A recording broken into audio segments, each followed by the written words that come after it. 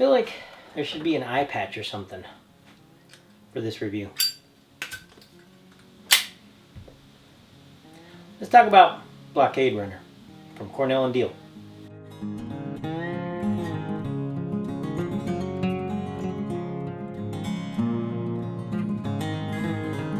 Hey, it's Caleb here. Welcome back to the Bull and Burley. Just a quick review today on one of my most recent Virginia dalliances called Blockade Runner from Cornell Diehl. Comes in these nifty little tin. It was something I just kind of stumbled on while working my way through the Cornell Diehl catalog.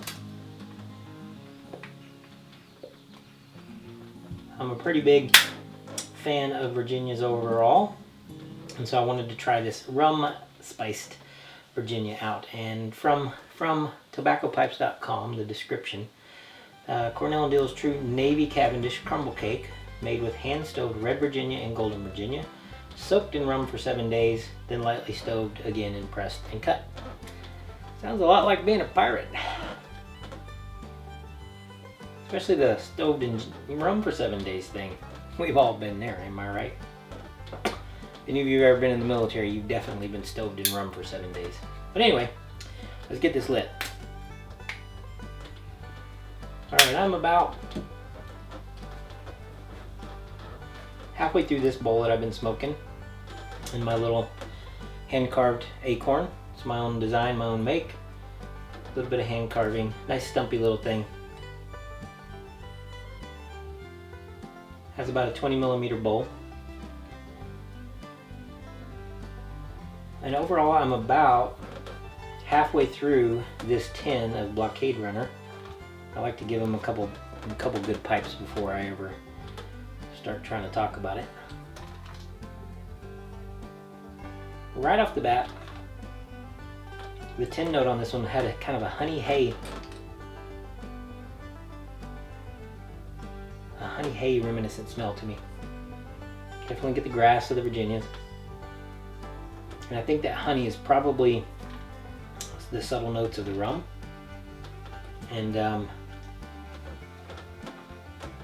it's pretty evident right off the bat that this is a more or less pure Virginia, or thorough Virginia. No other really crazy things going on in it. I've smoked it in a couple different pipe styles and stuff like that, and overall it's a little on the harsher side, I've found. Not unpleasantly so, but I tend to puff like a freight train sometimes, so had to slow down a little bit, start to savor the nuances of it. And it's not a mellow Virginia, but it's not a wild, hair-raising, crazy, burn your tongue type of Virginia either. What put me onto Virginias to begin with when I first started is I actually tried Green Dragon from Country Squire, and I'll mention that a lot because it is my favorite. And this was my first rum-soaked Virginia. As you're going through the bowl,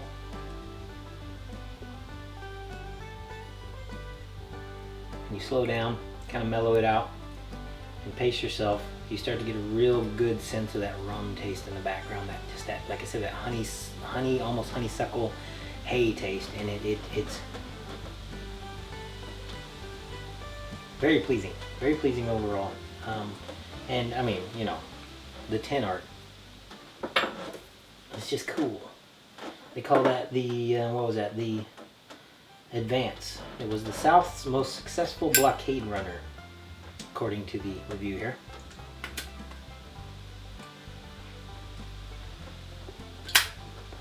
Any of you familiar with the old, the early steamship days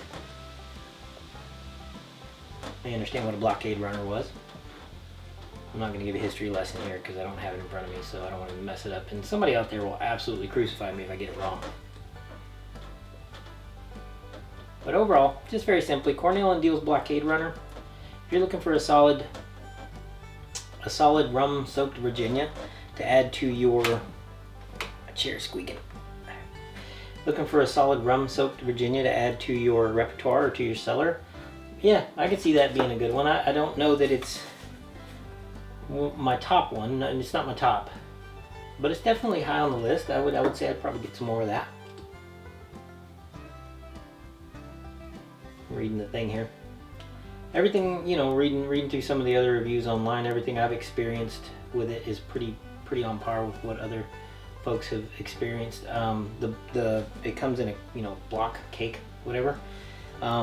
Seems to hold its dryness or its moisture pretty well. It wasn't over dry, and I've left it in this for, it's been maybe a month and a half now, and it's still nice and moist. I pull some out every now and then, you know, rub it out real quick, and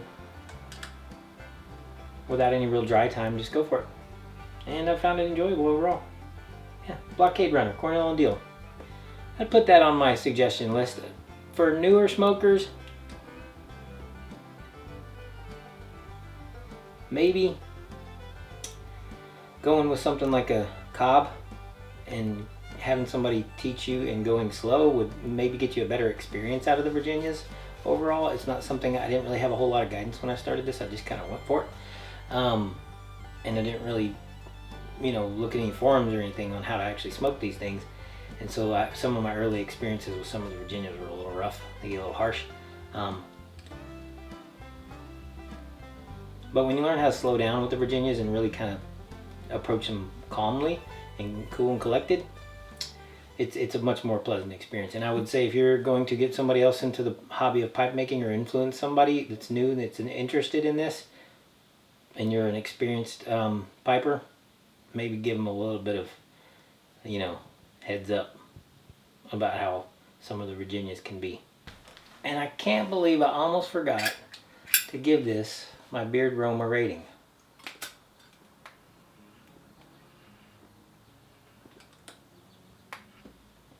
What is your problem? Okay, overall, beard aroma,